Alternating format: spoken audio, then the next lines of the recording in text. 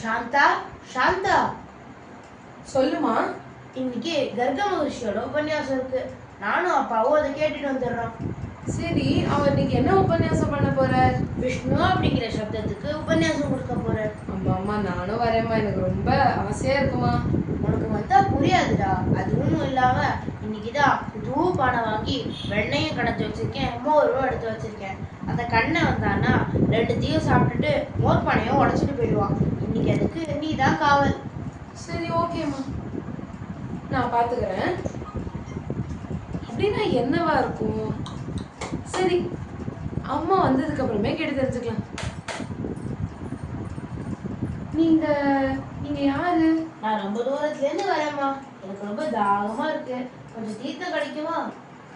உள்ள வாங்க தாத்தா, இங்க உட்காருங்க, நான் உங்களுக்காக போய் தீர்த்தம் எடுத்து வரேன். அம்மா அப்பா யாருமே இல்லையே, நீ தனியாவா இருக்க? ஆமா தாத்தா, அம்மாவும் அப்பாவும் கர்க மகரிஷியோட உபன்யாசம் கேட்கறதுக்காக போயிருக்கா. தோ 2 நிமிஷத்துல வந்துருவாளே. ஒரு நிமிஷம் உட்காருங்க, நான் போய் தீர்த்தம் எடுத்துன்னு வரேன். வெண்ணெய் அப்புறம் மோரோட ஸ்மெல் வருது. இன்னைக்கு ஒரு குடி புடிச்சிட வேண்டியதுதான்.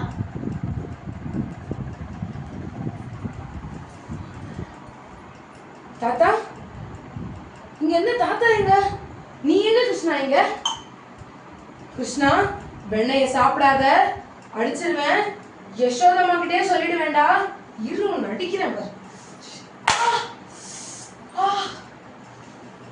என்ன கிருஷ்ணா, ஒன்னு அடிச்சா எனக்கே வலிக்கிறதே. இப்போ உனக்கு விஷ்ணுவோட அர்த்தம் புரிஞ்சிருக்கும்னு நினைக்கிறேன்.